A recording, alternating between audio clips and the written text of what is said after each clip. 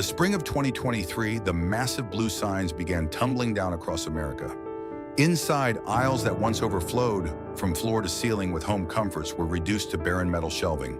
At the darkened checkout lanes, those legendary 20% off coupons, pieces of paper so ubiquitous they felt like a second American currency, were suddenly worth absolutely nothing. It was a brutal end for a brand that didn't just sell merchandise, it defined an era of suburban life. For decades, a weekend trip to Bed Bath & Beyond was a rite of passage for college freshmen, newlyweds, and homeowners. At its zenith, this retail leviathan commanded over 1,500 locations, raking in billions of dollars by outsmarting every traditional department store in the country. It was the undisputed king of the big box home goods sector. But the empire didn't just fade, it shattered. In a catastrophic freefall, 14,000 employees were stripped of their livelihoods, weeping as they locked the glass doors for the final time. The ultimate destination for domestic life was systematically erased from the map. How does a universally beloved giant, one that survived multiple economic recessions and seemingly perfected the art of specialty retail, completely cannibalize itself? What unseen forces, fatal corporate arrogance, and staggering multi-billion-dollar executive gambles pushed an otherwise bulletproof empire into the abyss? Welcome to the tragic and infuriating story of Bed Bath & Beyond. This is a journey into the heart of American consumer culture, a cautionary tale of greed and complacency, and a haunting look at how quickly a towering dynasty can collapse under its own weight. In the early 1970s, the American retail landscape was ruled by generalists. Colossal department stores like Sears, Roebuck and Comer, J.C. Penney, and Montgomery Ward served as the undisputed anchors of the rapidly multiplying suburban shopping malls. They were designed to be everything to everyone. You could walk into a Sears and buy a washing machine, a winter coat, a set of spark plugs, and a new mattress all under one roof. But this jack-of-all-trades approach had a glaring weakness: depth. Because they sold everything, they couldn't specialize in anything. Their home goods departments were often relegated to uninspired corners, offering a few basic colors of towels, a limited selection of thread counts, and generic bedding that prioritized function over style. Two men recognized this blind spot. Warren Eisenberg and Leonard Feinstein were seasoned retail executives, working in upper management at Arlen's, an early pioneer in the discount department store sector. Having spent years observing the shifting tides of consumer behavior, they noticed a subtle but powerful change in the American middle class. The post-war economic boom had created a society that no longer just wanted basic necessities. They wanted choices. Homeowners were increasingly viewing their living spaces as extensions of their personal identities. They wanted different textures, vibrant colors, and premium fabrics. They wanted a curated experience that the giant, monolithic department stores simply could not provide. Sensing an opportunity that the retail titans were too slow to grasp, Eisenberg and Feinstein made a calculated gamble. In 1971, they resigned from their comfortable, secure positions at Arlen's. They pooled their resources and took a leap of faith into a relatively unproven concept known as specialty retail. They believed that if a store focused intensely on a single category, it could offer a level of variety and expertise that would draw customers away from the generalists. They opened their first storefront in a modest 2,000 square foot space in Springfield, New Jersey. They called it Bed & Bath. The name was simple, but the strategy was revolutionary for its time. Walking into that first Bed & Bath was a sensory departure from the typical retail experience of the era. Instead of walking past hardware and automotive supplies to find a towel, customers were immediately enveloped in a world entirely dedicated to domestic comfort. The shelves were meticulously organized, displaying an unprecedented spectrum of colors, patterns, and brands. If a customer wanted a bath towel, they weren't forced to choose between standard white or pale blue. They were presented with a kaleidoscopic wall of 30 different shades, ranging from deep burgundy to seafoam green, available in various textures and price points. This model of overwhelming choice within a narrow category was a revelation. It treated everyday domestic items not as chores to be purchased, but as design elements to be carefully selected. Eisenberg and Feinstein operated the store with a dual philosophy. maintain the high-end, boutique feel of a specialty shop, but utilize the aggressive pricing and efficient inventory management they had learned in the discount sector. It was a delicate balance, but they executed it flawlessly. The gamble paid off almost immediately. The Springfield store became a destination. Suburban families, particularly housewives who were the primary decision makers for home decor at the time, flocked to Bed and Bath. They bypassed the sterile aisles of the major department stores, preferring the specialized, colorful, and expertly stocked environment that Eisenberg and Feinstein had created. Throughout the 1970s, the company grew organically and deliberately. By the middle of the decade, they had expanded beyond New Jersey, opening additional locations in New York and California. They were careful not to overextend, focusing on proving their specialty model in diverse suburban markets. By 1985, 14 years after opening their first small shop, Bed & Bath had grown to a respectable, highly profitable chain of 17 stores. But a storm was gathering on the horizon. The success of Bed & Bath had not gone unnoticed. The specialty retail secret was out, and competitors began to emerge, most notably a formidable rival called Linens 'n Things. Furthermore, the very concept of retail was about to undergo a seismic shift. The era of the small, localized specialty shop was giving way to something much larger, much more aggressive, and vastly more intimidating.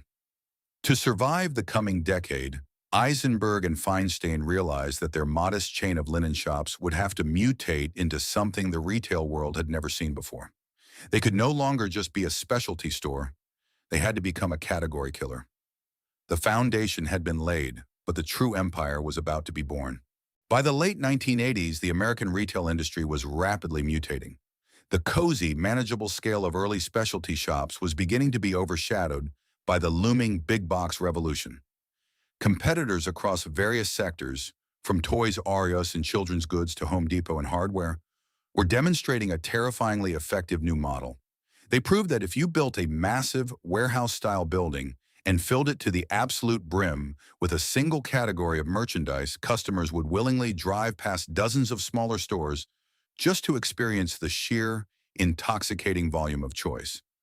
Warren Eisenberg and Leonard Feinstein realized that their modest Bed & Bath locations had to evolve aggressively, or they would face inevitable extinction. In 1987, they made a strategic pivot that would permanently reshape the suburban landscape. They rebranded the company as Bed Bath & Beyond. The addition of the word beyond was not merely a clever marketing exercise, it was a declaration of war against the traditional department store establishment. The company began expanding its physical footprint exponentially, abandoning traditional strip mall spaces for cavernous buildings that spanned tens of thousands of square feet. Inside, the merchandising strategy was visually overwhelming and distinctly unique. Products were no longer just placed neatly on eye-level shelves. They were stacked from the floor to the absolute ceiling. This waterfall display technique created an intimidating but thrilling fortress of merchandise. It sent a powerful psychological message to the shopper. Whatever you need for your domestic life, no matter how obscure, it is somewhere inside this building. The Beyond category quickly swelled to include everything from high-end espresso machines and robotic vacuums to specialized garlic presses, imported trash cans, and luxury shower heads. To fund this relentless, massive expansion, the company needed serious capital. In 1992, Bed Bath & Beyond went public, executing an incredibly successful initial public offering. The sudden infusion of Wall Street cash acted as high-octane rocket fuel. Throughout the 1990s, new locations sprouted up across the country at a staggering, almost violent pace. They were ruthless in their real estate strategy, often opening massive superstores directly across the street from aging, struggling department stores, systematically siphoning away their most profitable home goods customers. However, the true genius of Bed Bath & Beyond's golden era was not just its physical size, its towering inventory, or its aggressive real estate tactics. The engine of its absolute dominance was a psychological weapon that would eventually become one of the most famous marketing tools in American retail history, the oversized blue and white 20% off coupon. These large postcard-sized coupons began arriving in American mailboxes with the reliability of the morning sun. They were visually inescapable. They were tucked into thick Sunday newspapers, stuffed into monthly direct mail envelopes, and handed out generously at cash registers. Unlike typical promotional materials that consumers routinely threw in the trash, the Bed Bath & Beyond coupon achieved a bizarre, almost sacred cultural status. Because the company's store managers were notoriously lenient, routinely accepting the coupons weeks, months, or even years past their officially printed expiration dates, shoppers began to hoard them. Millions of Americans kept thick stacks of the blue paper in their car glove compartments, pinned them to kitchen corkboards, and carried them faithfully in their purses. This dynamic created a powerful, unbreakable behavioral loop. The customer felt a constant, nagging sense that they were actively losing money if they bought a blender, a set of high thread count sheets, or a dorm room mini fridge anywhere else without utilizing their 20% discount. It successfully gamified the mundane act of shopping for household goods. The coupon provided a quick dopamine hit, convincing the consumer that they were outsmarting the retail system, even though the company's base prices were occasionally adjusted upward to comfortably absorb the perpetual discount. Armed with this brilliant marketing weapon and a rapidly expanding fleet of superstores, Bed Bath & Beyond entered the new millennium as an unstoppable retail juggernaut. They became the default, undisputed destination for nearly every engaged couple building a wedding registry and every high school graduate preparing to move into a college dorm. Walking the crowded, labyrinthine aisles with a handheld plastic barcode scanner became a cultural milestone, a shared American rite of passage. By the early 2000s, the company was a Wall Street darling, generating billions of dollars in revenue and dominating the home goods sector so completely that it seemed practically invulnerable. But the very strategies that built this empire, the chaotic floor-to-ceiling physical inventory and the heavy, unyielding reliance on direct mail paper coupons, were inherently rigid. They had perfected a business model for a world that was about to dramatically change. While Bed Bath & Beyond's leadership was busy celebrating its absolute mastery of the brick-and-mortar universe, a silent digital revolution was quietly taking root on the internet, and the executives, blinded by decades of uninterrupted success and the sheer height of their own merchandise stacks, were simply not looking up. By the dawn of the 2010s, Bed Bath & Beyond was perched at the very summit of the retail mountain. They had vanquished the traditional department stores, outlasted their early specialty rivals like Linens 'n Things, and established themselves as the undisputed kings of the American home goods category. Their executives were heralded as retail savants, their stock was a cornerstone of countless retirement portfolios, and their physical footprint spanned nearly every major suburban artery in the United States. But at the exact moment of their greatest, most unassailable triumph, a deadly complacency began to take root deep within the corporate culture. The leaders of the company had spent 3 decades perfecting a very specific, highly lucrative formula based on massive physical inventory. And they mistakenly believed, with fatal arrogance, that this formula was entirely immune to the passage of time. The first visible cracks in the foundation did not appear on a quarterly balance sheet. They appeared right in the aisles of the stores themselves. The celebrated waterfall merchandising strategy, the iconic practice of stacking products from the floor to the ceiling to project an image of infinite, overwhelming abundance, was slowly morphing into a critical liability. As the company relentlessly expanded its inventory to include a dizzying array of peripheral, non-core items, from gourmet coffees and specialized health and beauty products to generic as-seen-on-TV gadgets and impulse-buy junk at the registers, the stores began to feel less like curated specialty shops and more like claustrophobic, disorganized warehouses. The once thrilling treasure hunt experience that had defined a Saturday afternoon shopping trip gradually deteriorated into an exhausting chore. Customers were increasingly forced to navigate narrow, dimly lit pathways, choked with cardboard promotional displays and overflowing, messy bins. The lower shelves gathered dust, and the towering heights of merchandise simply felt oppressive rather than inspiring. This physical deterioration of the shopping experience might have been forgivable if consumer expectations had remained static. But a massive cultural shift was underway. A new generation of shoppers, primarily millennials, who were now aging into their prime household formation years and buying their first homes, valued completely different aesthetics. They did not want to spend 2 hours of their weekend digging through mountains of merchandise to find a single set of bed sheets. They craved curation, simplicity, and clean, modern design. Sensing this monumental generational shift, competitors like Target ruthlessly capitalized on Bed Bath & Beyond's growing clutter. Target began to aggressively elevate its own home goods departments, transforming them from basic necessity aisles into bright, wide-open, heavily curated design centers. They partnered with high-profile designers to offer exclusive, modern collections that looked incredibly chic but remained highly affordable. A young couple outfitting their first apartment no longer needed to brave the chaotic, towering labyrinth of a Bed Bath & Beyond. They could buy their groceries, pick up some stylish, minimalist throw pillows, and grab a mid-century modern floor lamp, all in one clean, brightly lit, and effortless trip to Target. The blue and white 20% off coupon, once an irresistible psychological magnet, was slowly but surely losing its gravitational pull against the sheer convenience and superior aesthetic experience offered by leaner, more modern competition. While Target was steadily siphoning off the crucial young demographic in the physical world, an even more terrifying existential threat was materializing in the digital realm. Amazon was not just selling products, it was systematically retraining the American consumer. The Seattle-based technology giant was proving day by day that you didn't need to drive to a massive big box store to find an obscure kitchen gadget, a specific brand of high thread count sheets, or a specialized coffee maker. You could find it in seconds on your smartphone, read hundreds of detailed customer reviews, compare prices instantly, and have it delivered directly to your front door within 48 hours, in entirely bypassing the checkout lines, the traffic, and the cluttered aisles. Faced with this monumental, landscape-altering shift in human behavior, the executive leadership at Bed Bath & Beyond, led during this era by CEO Stephen Tamaris, exhibited a profound, almost pathological denial.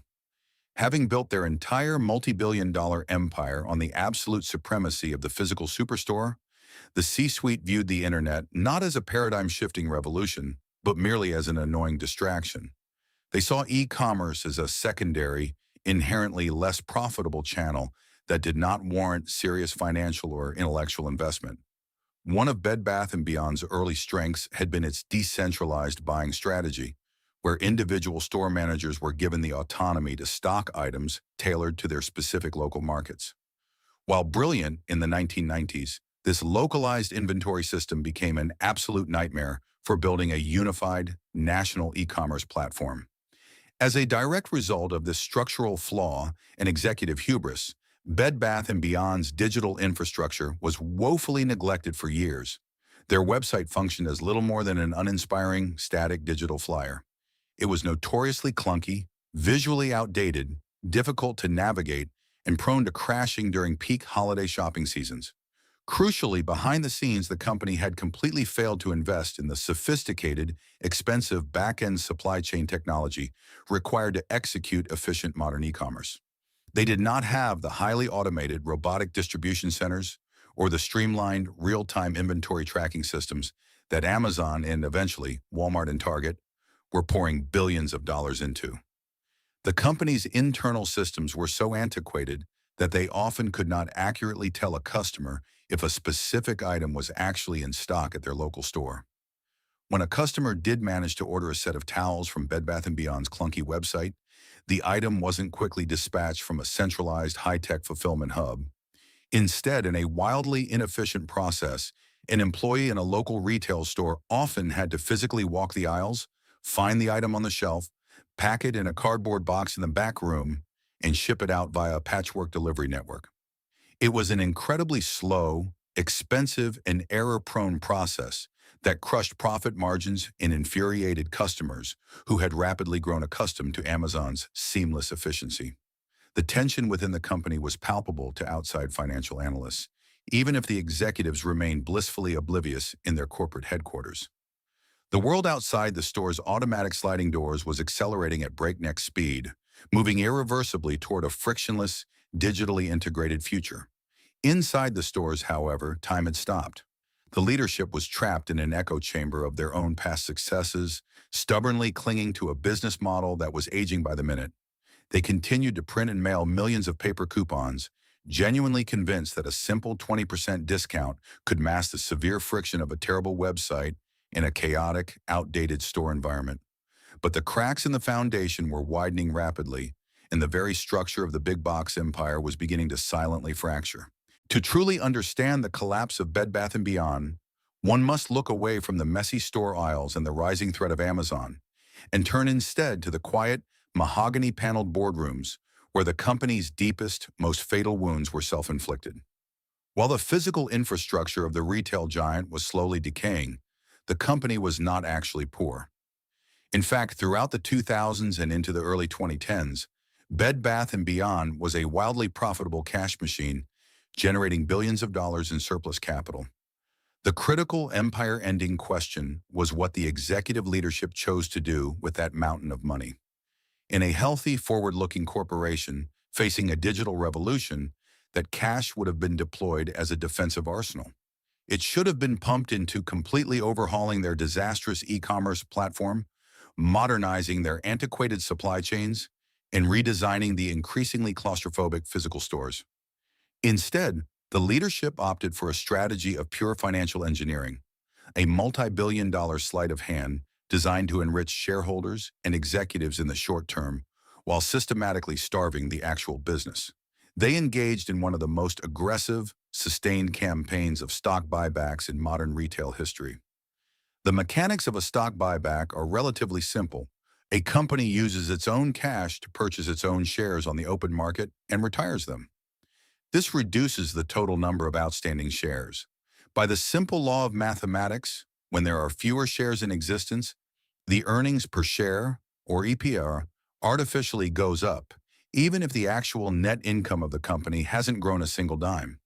Wall Street loves a rising EPS, and executive compensation packages, including lucrative bonuses for the C-suite, are heavily tied to this exact metric. Beginning in 2004, Bed Bath & Beyond embarked on an absolute spending spree. Year after year, quarter after quarter, the company poured its profits into repurchasing its own stock. At first, when the company was still growing, this strategy seemed innocuous enough to outside observers. The stock price remained buoyant, and the board of directors was universally praised by financial analysts. But as the decade dragged on, and the retail landscape shifted violently toward e-commerce, the obsessive continuation of this practice became an act of corporate self-cannibalization. Over a roughly 15-year period, Bed Bath & Beyond took a staggering $11.8 billion in cash and effectively set it on fire in the stock market. The sheer scale of this $11.8 billion capital destruction is difficult to comprehend until you consider the opportunity cost. If the executives had taken even half of that money, they could have purchased a cutting-edge logistics company outright. They could have funded the development of automated distribution centers to rival Amazon. They could have paid for a complete architectural redesign of all 1,500 of their retail locations. Instead, that capital vanished into the ether, leaving behind nothing but an artificially inflated stock price and an aging, increasingly obsolete retail chain. The tragedy compounded dramatically as foot traffic inevitably began to drop, and the company's actual profits began to shrink. Instead of recognizing the existential danger and halting the buyback program to preserve cash, the executive team doubled down in a desperate attempt to keep the stock price from collapsing. When they ran out of excess cash from their operations, they crossed a fatal Rubicon. They began borrowing money specifically to buy back more stock. They took on massive, burdensome debt, tying an anchor around the company's neck just as it was being thrown into the turbulent waters of the modern retail apocalypse. This era of leadership was a masterclass in short-term greed, eclipsing long-term survival. The executives and major shareholders who sold off their inflated stock during this period walked away with generational wealth. Meanwhile, the store managers, the cashiers, and the frontline workers were left trying to run a business with antiquated technology, broken air conditioning systems, and a supply chain that was slowly grinding to a halt. The company was being bled dry from the inside out. By 2019, the illusion could no longer be maintained. The stock price, which had been artificially propped up for a decade, finally cratered as Wall Street woke up to the reality that the underlying business was fundamentally broken. Activist investors furiously descended upon the company, staging a massive boardroom coup. The old guard, including CEO Stephen Tamaris, was forcefully ousted. The new board promised a radical transformation and went searching for a savior to stop the bleeding. They found their man in a highly respected executive from Target, a leader who promised to sweep away the old ways and reinvent Bed Bath & Beyond for the modern era. But as this new leadership team stepped into headquarters, they inherited a poisoned chalice. They were taking command of a sprawling, disorganized empire with crushing debt, a decaying physical footprint, and a treasury that had been thoroughly ransacked. To survive, the new CEO would have to execute a flawless turnaround. Instead, he was about to make a catastrophic miscalculation that would push the dying giant straight over the edge. In late 2019, Wall Street breathed a collective sigh of relief. The activist investors who had successfully overthrown Bed Bath & Beyond's stagnant leadership announced their chosen savior, Mark Tritton. On paper, Tritton seemed like the perfect architect for a retail resurrection. He was a highly decorated executive recruited directly from Target, where he had been instrumental in building their immensely successful, multi-billion-dollar portfolio of private label brands. The mandate given to Tritton was clear and urgent. Drag Bed Bath & Beyond out of the 1990s, clean up the chaotic stores, and restore profitability before the crushing weight of the company's debt pulled it under. Tritton surveyed the sprawling, cluttered empire he had just inherited and immediately diagnosed the problem. He believed the stores were paralyzed by brand duplication and overwhelming visual noise. Why did a customer need to choose from 20 different brands of can openers or 30 varieties of coffee makers? Tritton's solution was to execute the exact playbook that had made him a star at Target. He initiated a ruthless, sweeping purge of the company's inventory. His grand strategy was a massive pivot toward owned brands, private labels created and controlled entirely by Bed Bath & Beyond. Economically, the logic was sound. Private label goods carry vastly higher profit margins because the retailer doesn't have to share revenue with a national manufacturer.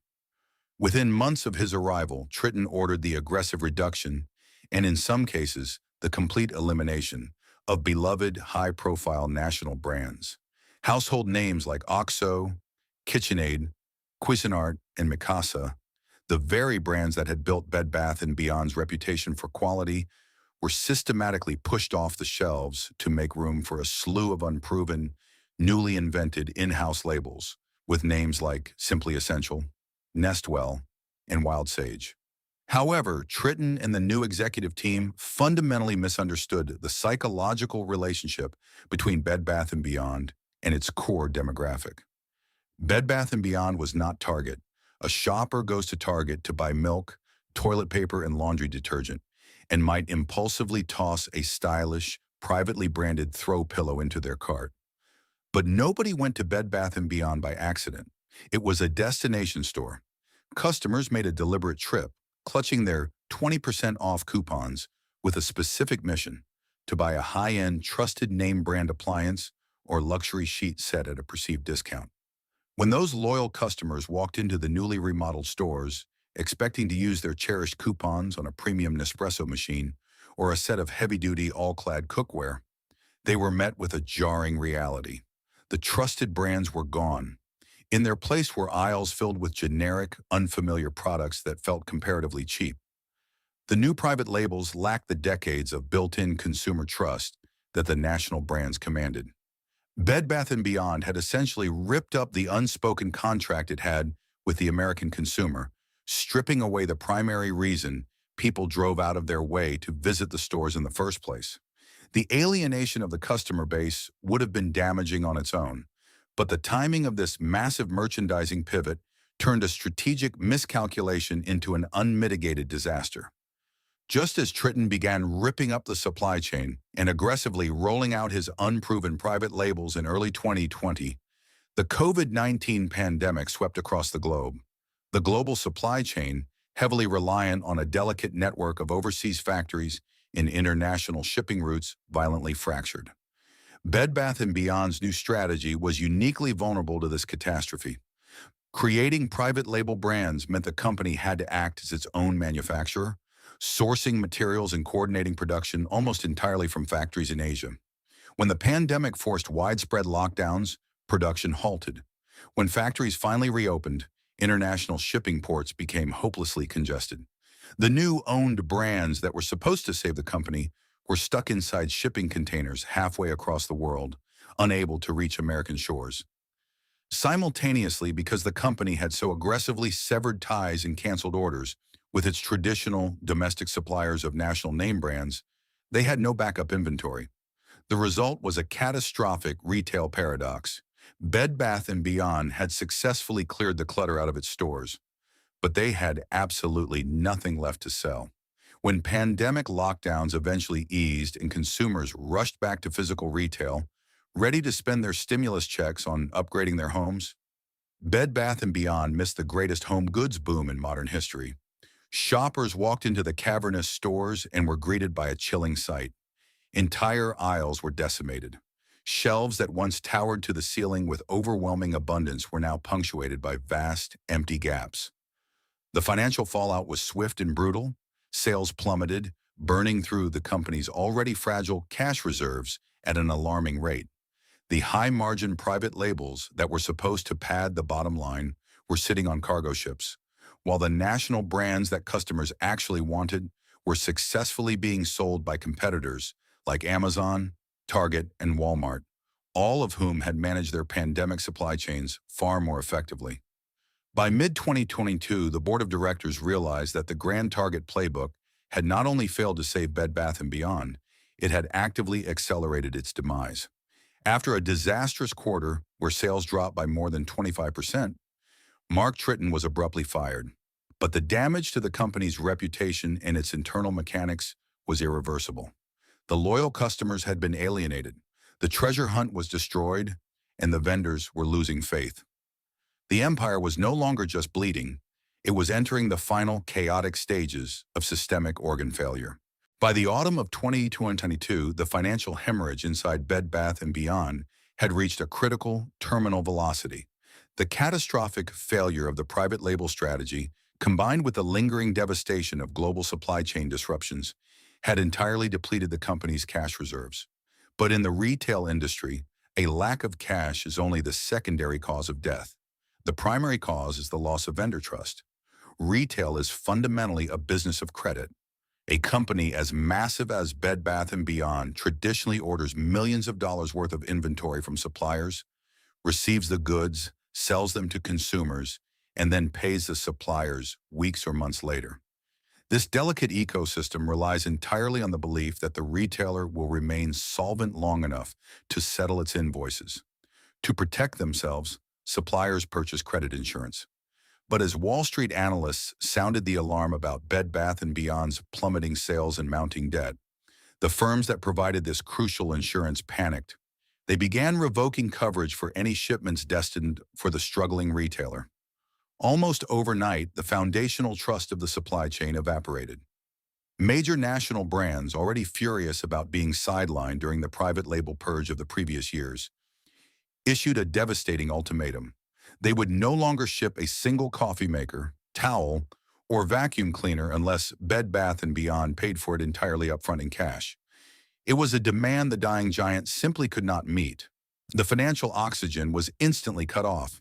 The physical manifestation of this corporate insolvency was a deeply unsettling, almost surreal experience for the American consumer.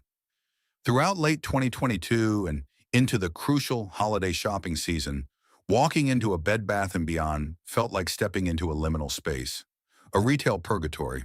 The cavernous, 40,000 square foot big box stores, once famous for their chaotic, floor-to-ceiling waterfall displays of infinite merchandise, were transformed into echoing ghost towns. Shoppers who wandered in, holding their iconic 20% off coupons, were greeted by vast stretches of barren metal gondolas. Entire departments were decimated. The appliance walls were stripped down to a few scattered generic toasters. The bedding sections, once a kaleidoscope of colors and thread counts, featured lonely, mismatched sheet sets spread thinly across the racks. In a desperate attempt to mask the devastating reality, store managers instructed their demoralized employees to perform a practice known as facing. taking the meager remaining inventory and pulling it to the very front edge of the shelves, spreading single items far apart to create a thin illusion of stock. But the facade was transparent. The silence inside the stores was deafening, broken only by the hum of the fluorescent lights and the echoing footsteps of confused customers. Behind the scenes at corporate headquarters, the atmosphere had devolved from urgency to pure, unadulterated panic. The executive suite, now under the desperate leadership of interim CEO Sue Gove, was trapped in a lethal, inescapable paradox. The company desperately needed inventory to generate sales, but it needed sales to generate the cash required to buy inventory. The holiday season of 2022, historically the most lucrative quarter that sustains retailers through the rest of the year, was an unmitigated disaster. While competitors like Target and Walmart were overflowing with seasonal merchandise and bustling with Black Friday shoppers, Bed Bath & Beyond stores sat empty and irrelevant. The company was bleeding hundreds of millions of dollars every quarter, simply keeping the lights on and paying the leases for buildings that had nothing to sell. In early 2023, the situation became so dire that the company took the highly unusual step of issuing a formal going concern warning, publicly admitting to the Securities and Exchange Commission that there was substantial doubt about its ability to survive. What followed was one of the most bizarre and convoluted financial spectacles in modern corporate history. In a frantic bid to avoid immediate bankruptcy, the leadership engineered a highly complex, last-ditch financing arrangement with a hedge fund called Hudson Bay Capital. It was an incredibly risky maneuver, widely characterized by financial analysts as death spiral financing. The deal involved selling convertible preferred stock and warrants, theoretically providing the company with a multi-hundred-million-dollar lifeline. For a fleeting, surreal moment, Bed Bath & Beyond became a meme stock, its share price wildly manipulated by amateur online day traders who treated the dying company like a casino game, completely detached from its grim underlying fundamentals. But financial engineering could not restock the physical shelves. The convoluted hedge fund deal was strictly contingent on the company meeting specific aggressive sales targets. Because the stores remained devoid of merchandise, foot traffic continued to plummet, and the sales targets were impossible to hit. The lifeline was yanked away almost as quickly as it had been offered. The hedge fund terminated the agreement, leaving the retailer entirely stranded. The employees on the floor, who had endured years of changing strategies, missing inventory, and angry customers, were exhausted. They watched as the corporate office desperately closed hundreds of underperforming locations, frantically trying to plug a leaking dam with their bare hands. But it was too late. The suppliers had permanently walked away. The customers had moved on to competitors, and the bank accounts were completely dry. The prolonged, agonizing clinical death was finally over. The empire had run out of time, and the only thing left to do was to turn off the lights. The end, when it finally arrived, did not happen on a busy trading day on Wall Street. It happened on a quiet Sunday morning. On April 23, 2023, Bed Bath & Beyond officially filed for Chapter 11 bankruptcy protection in a New Jersey federal court. For months, financial analysts had treated this outcome as an inevitability, pricing it into their spreadsheets and market forecasts. But for the 14,000 employees still working inside the stores, and for the millions of Americans who had grown up wandering those towering aisles, the official announcement landed with a profound, sickening thud. This was not a strategic, restructuring bankruptcy designed to shed debt and emerge as a leaner, healthier company. The filings made it brutally clear this was a total wind-down. The company was going to liquidate its entire remaining fleet of 360 Bed Bath & Beyond stores, along with its remaining Buy Buy Baby locations. The empire was not going to be saved. It was going to be dismantled piece by piece and sold for scrap. For the frontline workers, the news was devastating. Many store managers and seasoned retail associates had dedicated decades of their lives to the company. They had weathered the grueling holiday seasons, the chaotic management changes, and the agonizing months of facing empty shelves while fielding complaints from furious customers. They had stayed out of a sense of loyalty to their teams and a lingering, desperate hope that the brand they loved could somehow pull off a miracle. Instead, they woke up on a Sunday to an impersonal corporate email confirming that their jobs, their health care, and their retail home were slated for permanent erasure. The atmosphere inside the stores on the Monday, following the bankruptcy filing, was akin to a wake. Employees arrived for their shifts with red, tear-stained eyes. The forced smiles required of retail work vanished, replaced by a collective, heavy grief. They gathered in the break rooms, hugging one another, exchanging phone numbers, and quietly mourning the loss of their community. Out on the sales floor, the remaining inventory, the scattered toaster ovens, the lonely bath mats, the mismatched curtains, took on a deeply depressing quality. They were no longer goods to be sold. They were the leftover debris of a sinking ship. Almost immediately, the corporate executives relinquished control of the physical stores to a consortium of liquidators. Companies specializing in retail autopsies, like Hilco Global and Gordon Brothers, moved in to extract every last possible cent from the carcass of the dying giant. Overnight, the visual identity of Bed Bath & Beyond was violently rewritten. The familiar, comforting, blue and white promotional displays were torn down. In their place, the liquidators plastered the windows and aisles with garish, neon yellow and red signs screaming, "Store closing, everything must go," and nothing held back. The stores were stripped of their dignity, transformed into chaotic bazaars of desperation. But the most culturally significant casualty of the liquidation process was the death of the coupon. In its bankruptcy announcement, the company stated that it would completely stop accepting its legendary 20% off coupons on Wednesday, April 26th. This arbitrary deadline triggered a bizarre, frantic final rush.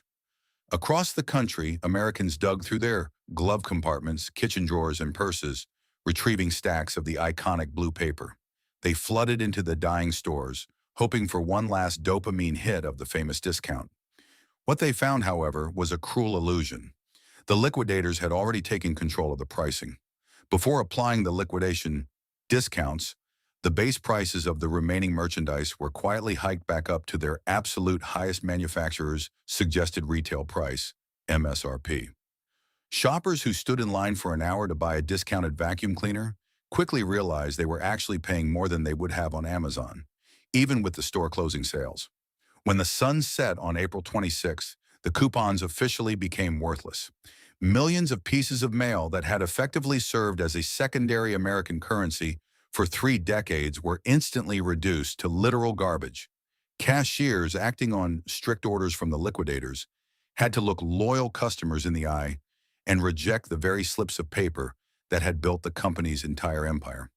It was a jarring, symbolic severing of the deeply ingrained psychological contract between the brand and the American consumer. As the weeks dragged on into May and June, the liquidation sales deepened. The discounts dropped to 50, then 70, then 90%. The stores descended into absolute chaos. Customers tore open boxes, scattered bedding across the floor, and fought over the meager remnants of high-end brands that had miraculously survived in the back rooms. It was a bleak, undignified spectacle of consumerism feeding on the remains of a corporate tragedy. By July of 2023, the final wave of closures was imminent. There was nothing left to sell. The liquidators had not only sold the inventory, they were selling the physical infrastructure of the stores themselves. Handwritten price tags were slapped onto the industrial metal shelving units, the rolling shopping carts, the checkout counters, and even the microwaves and folding tables in the employee break rooms. Everything was commodified. Everything was liquidated. The final days were eerily quiet. The chaotic crowds of bargain hunters had vanished, leaving the cavernous, 40,000 square foot buildings completely empty. The acoustics of the stores changed. Without the baffling effect of towering merchandise, every footstep on the concrete floor echoed loudly. In store after store across America, the final ritual played out. A small, skeleton crew of remaining employees spent their last hours sweeping the barren floors, picking up discarded plastic hangers and stray pieces of cardboard. They took group photos in front of the empty checkout lanes, holding back tears. When the final hour struck, the store manager walked to the front entrance, turned the key in the glass doors for the last time, and locked them from the outside. Within days, the cherry pickers and industrial cranes arrived in the parking lots of strip malls across the country. Workers in hard hats ascended to the facades of the buildings and systematically unbolted the giant, iconic blue Bed Bath & Beyond letters. As the letters were lowered to the ground and hauled away in dump trucks, they left behind pale, dirty outlines on the brickwork, architectural ghosts haunting the suburban landscape. The physical erasure was complete.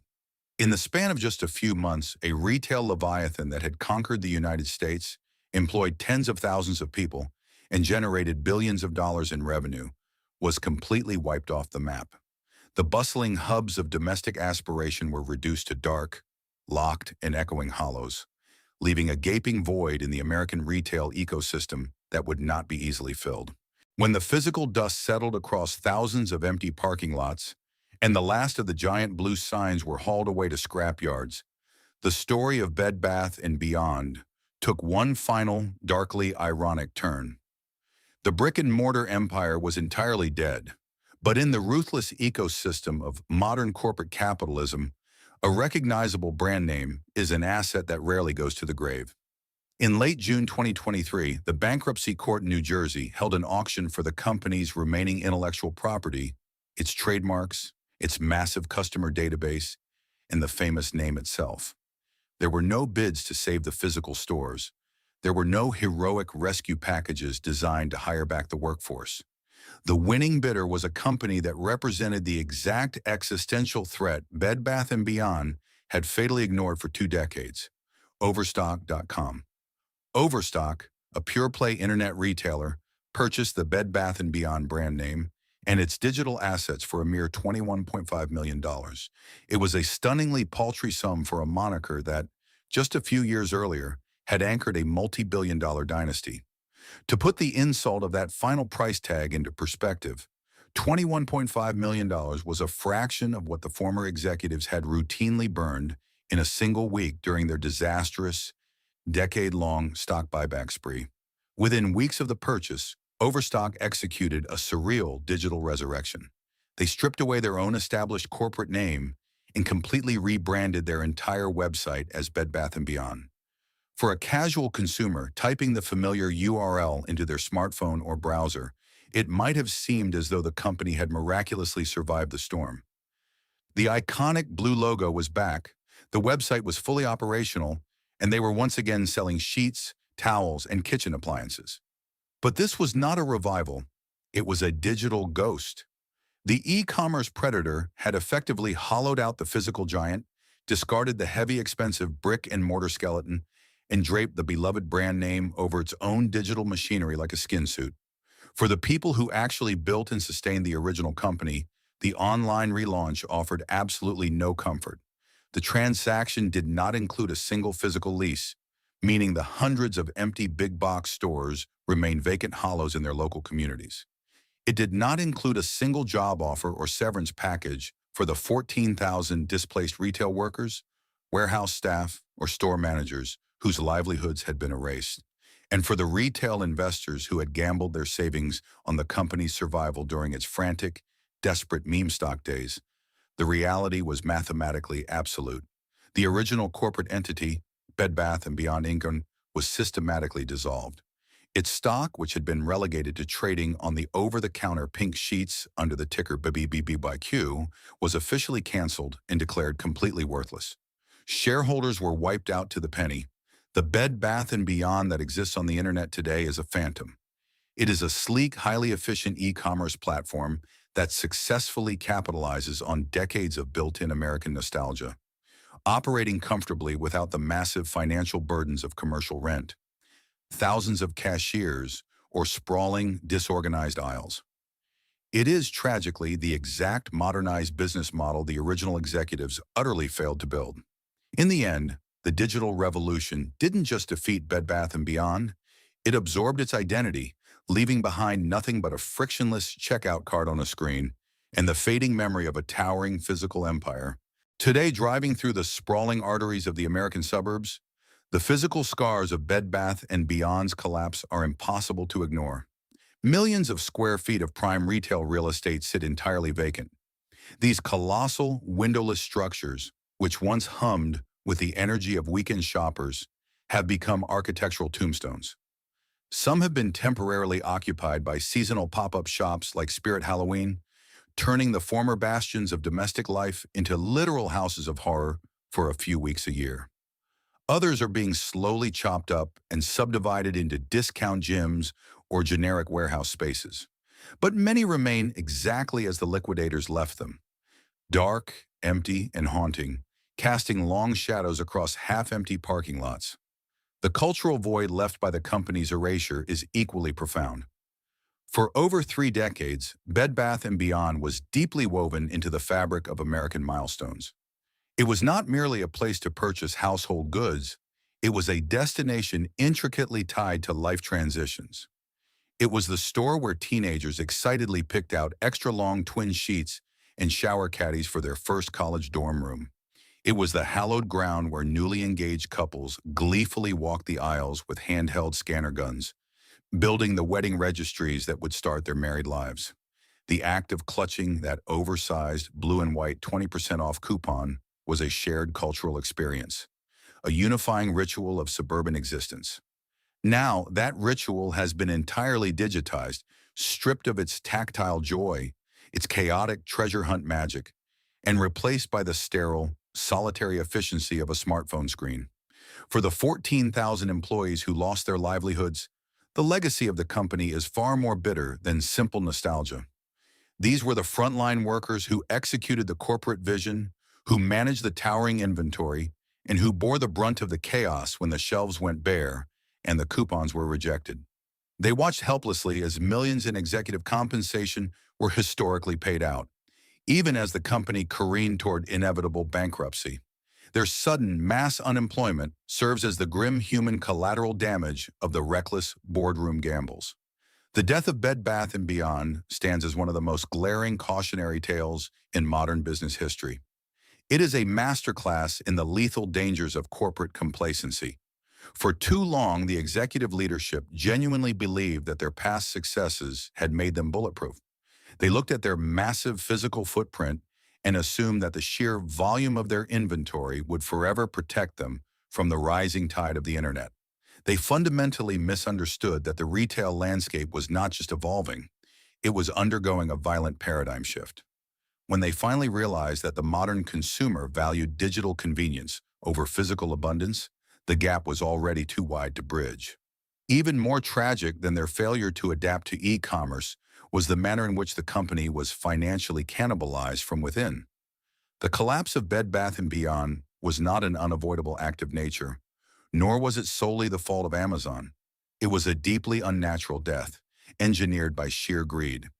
The leadership took nearly $12 billion in cash, surplus capital that could have revolutionized their supply chain, modernized their website and protected their workforce, and incinerated it on stock buybacks to artificially inflate their share price.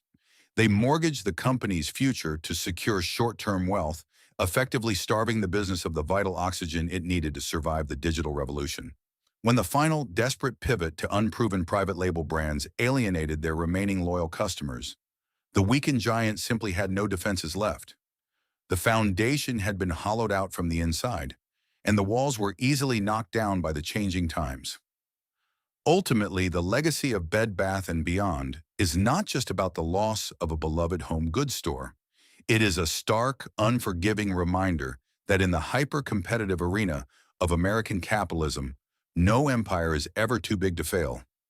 Loyalty cannot be taken for granted. A celebrated past does not guarantee a future. And when a towering giant stops looking forward, it has already begun to die. The collapse of Bed Bath & Beyond serves as a sobering reminder that in the unforgiving landscape of American retail, no empire falls from a single, isolated mistake. It is almost always a slow, compounding tragedy, a toxic cocktail of executive arrogance, crippling financial greed, and a fatal refusal to read the writing on the wall. A brand can be universally loved, deeply embedded in the cultural lexicon, and trusted by millions, yet still vanish entirely if it stops moving forward. We often think of retail as nothing more than a series of cold financial transactions, money exchanged for merchandise. But physical retail, at its best, is so much more than that. It is habit. It is community. It is the backdrop of our personal histories. For over 3 decades, those towering, chaotic aisles were the staging ground for new beginnings. They were where teenagers envisioned their first taste of independence and where young couples planned the architecture of their shared lives. When those massive blue signs were finally unbolted and lowered to the concrete, the loss was not merely economic. A tangible piece of Americans' suburban life was quietly erased, leaving behind an empty, echoing shell. The ultimate lesson of Bed Bath & Beyond is as old as commerce itself. Businesses survive through relentless adaptation, but they die the moment they begin to believe their past will protect their future. The digital revolution did not kill this giant on its own.